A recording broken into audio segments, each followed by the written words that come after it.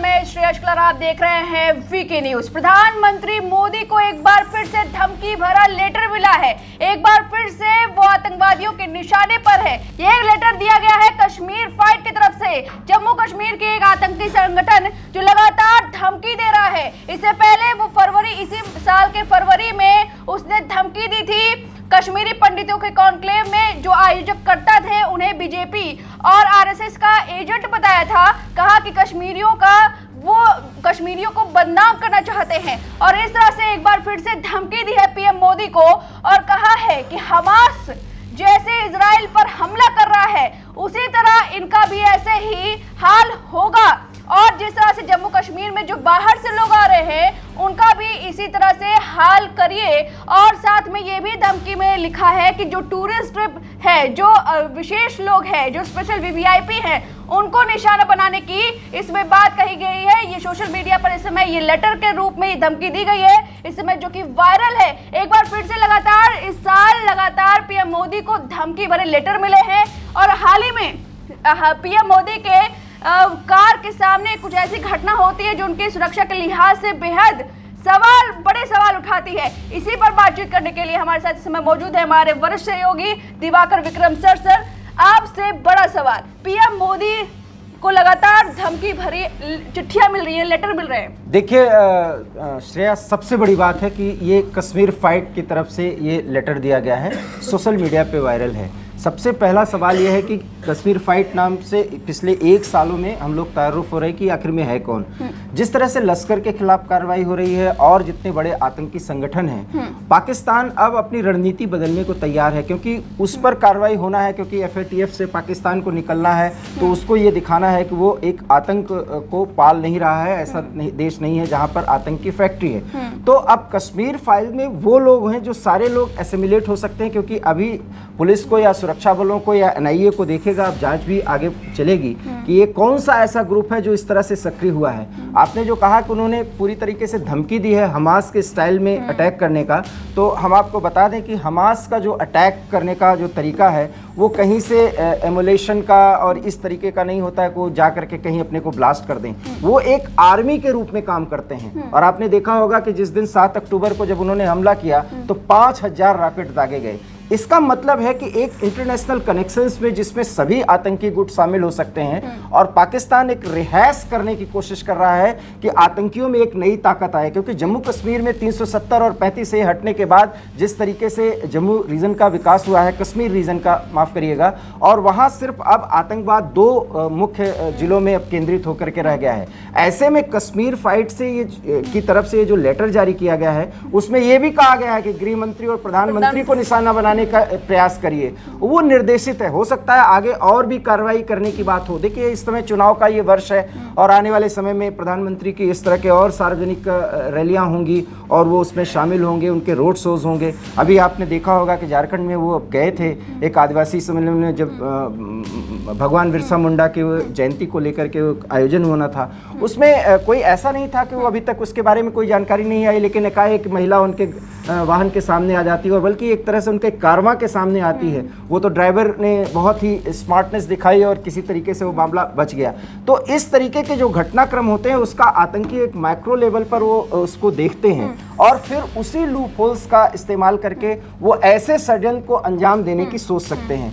तो हमास के स्टाइल में अटैक करना और प्रधानमंत्री नरेंद्र मोदी या गृह मंत्री अमित शाह को निशाना बनाने, इसमें ये भी भाव हो सकता है कि वो कश्मीर फाइट नामक ये जो संगठन है जो अब नए वजूद में और नए तरीके से आ रहा है और हमास को जम्मू कश्मीर में एंट्री दे रहा है। अब आप समझिए कि हमास के एक नेता ने जो तकरीर की थी केरल में और उसको किस तरीके से किया गया था, और अब ये मत भूलिए कि अभी वहाँ के एक नेता है मौलाना फजलुर रहमान, उनके साथ भी हमास के एक लीडर की मुलाकात हुई है जिसमें कश्मीर कॉज को लेकर के वो पाकिस्तान के हाँ में हाँ मिला रहे हैं। तो कुल मिलाकर के एक इंटरनेशनल कनेक्शन हो रहा है। इसीलिए हम कहते हैं कि हमास को कतई एक ऐसा संगठन या एक लड़ाकों का संगठन नहीं बल्कि एक आतंकी संगठन मानना ही होगा। और इजराइल जो बात कहता है कि हम अपनी लड़ाई नहीं बल्कि पूरे विश्व की लड़ाई लड़ रहे हैं, इसमें कोई दो राय नहीं, क्योंकि अभी तक जो काम अब हमास के नाम पे किया जा रहा है, इसके पहले जब तक लादेन जिंदा था तो एक ऐसी फोर्स आती थी और उसके बाद ISIS जिस तरह से था, अब उस ISIS का नया स्वरूप जो है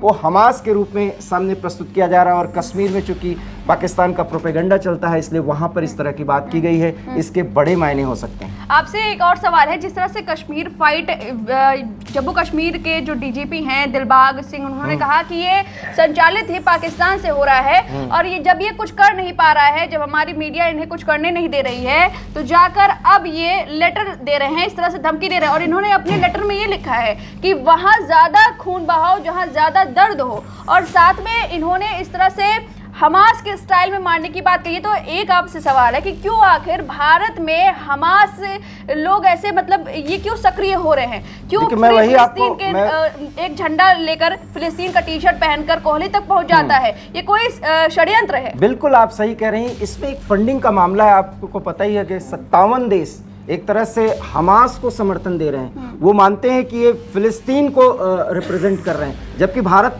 ना ऐसा मानता था, ना ऐसा मानेगा और ना मानना चाहिए, क्योंकि हमास को हम कतई एक ऐसा संगठन नहीं मान सकते जो अपने आज़ादी की लड़ाई लड़ रहा है, बल्कि उनके जितने भी तौर तरीके हैं, और अगर ऐसे तौर तरीके ना होते तो जो अभी 4 दिन का जो युद्ध विराम हुआ है उसमें उनसे कहा गया कि आप इतने हॉस्टेजेस छोड़िए, लेकिन इजराइल के प्रधानमंत्री नेतन्याहू ने कहा है कि हमास को हम खत्म करेंगे। वो संकल्प हमारा खत्म नहीं हुआ है। तो कुल मिलाकर के डिटर्मिनेशन वही दिखाना है।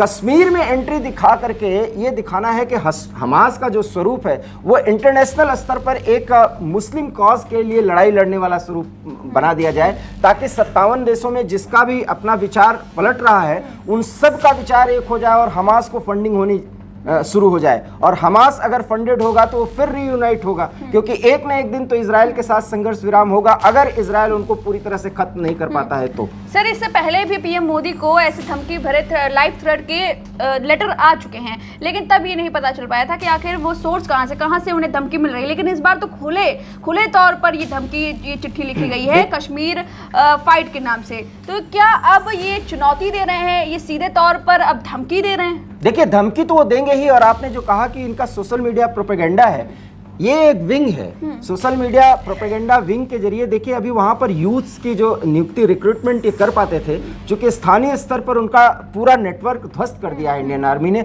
और एनआईए ने आर्थिक रूप से पूरी तरह से इनको ध्वस्त कर दिया है। और जितने पुराने संगठन हैं वो लगभग खत्म हो चुके हैं, और उधर पाकिस्तान में उनके खिलाफ जो कुछ भी हो रहा है, तो इनका मोरल बहुत डाउन है। और वो सबको पता है कि इसमें वो कह भी रहे हैं कि रॉ की भूमिका है।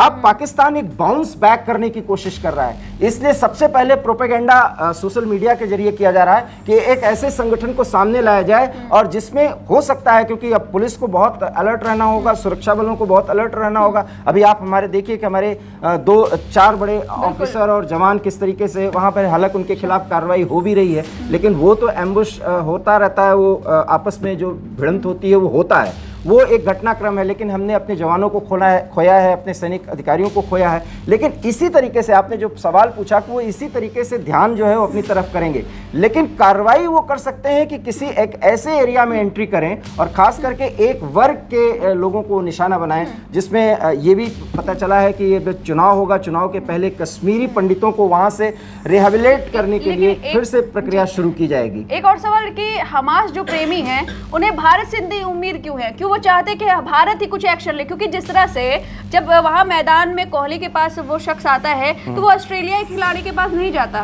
वो सीधे उधर आता है। क्या उस दिन भी ऐसा होता कि अगर पीएम मोदी के पास भी ऐसे कुछ हो सकता था? नहीं, ऐसा देखिए, पीएम की तो एक सुरक्षा होती है, क्योंकि वो एक स्पेशल उसमें बॉक्स में बैठते हैं, वो सब तो बात बिल्कुल आपका सही है। लेकिन हाँ, आपकी एक बात में दम है कि अगर वो जो हमास के लिए, माफ करिएगा, जो फिलिस्तीनी कॉज के लिए एक टी शर्ट और जर्सी में वहां पर दौड़ करके आता है, और कोहली को टच भी किया एक बीच के खेल में, ऐसे में मान लीजिए संख्या कुछ और होती, क्योंकि ये तो पता नहीं अभी लग सका है। अगर पीएम बहुत पहले वहां पर होते और मैदान में ये स्थिति बनती तो अपने आप में एक बड़ा मैसेज जाता, क्योंकि इस तरह के संगठन जब भी आते हैं और वो लेटर जारी करते हैं और खून खराबा भी हो जाता है, तो अपने आप में एक संगठन डेवलप हो जाता है। पाकिस्तान इस समय बहुत ही ज़्यादा डिप्रेस मोड में है।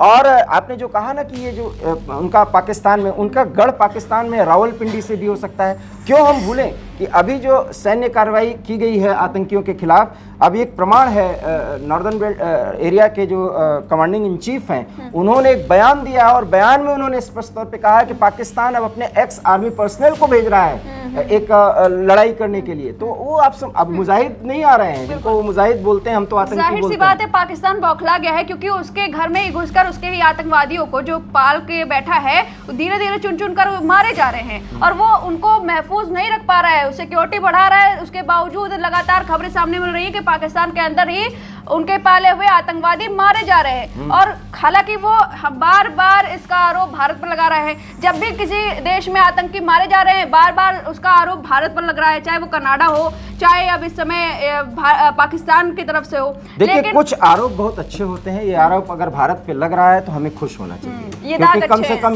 ये दाग अच्छे हैं, और इस दाग को हमें सहज स्वीकार करना चाहिए, खुश भी होना चाहिए कि कम से कम कनाडा और अमेरिका जैसे देश कह रहे हैं, और पाकिस्तान की तो घिघी बधी हुई है, क्योंकि सिर्फ चंद सेकंड होते हैं और ताड़ ताड़ 4 फायर होते हैं और भारत विरोधी जो है वो ढेर हो जाते हैं। तो इस तरह से एक बार फिर से कश्मीर फाइट की तरफ से ये लेटर मिला है, जिसमें पीएम मोदी, गृह मंत्री अमित शाह और साथ में जो कश्मीर से बाहर के लोग आए हैं, वहां टूरिस्ट आए हैं, उन्हें मारने की धमकी दी गई है, और कहा गया है कि वहां चोट पहुंचाओ, वहां खून बहाओ, जहां सबसे ज्यादा दर्द हो, और हमास के स्टाइल में मारने की ये धमकी दी गई है। तो एक बार फिर से ये लेटर अब सोशल मीडिया पर वायरल हो रहा है। अब सिक्योरिटी को बढ़ानी चाहिए, जहां तक कि पीएम मोदी का सवाल है, और इस लेटर पर जो कि अब वायरल है, इस पर आपकी जो भी राय है हमें कमेंट करके जरूर बताएं। वीके न्यूज, राष्ट्र के नाम।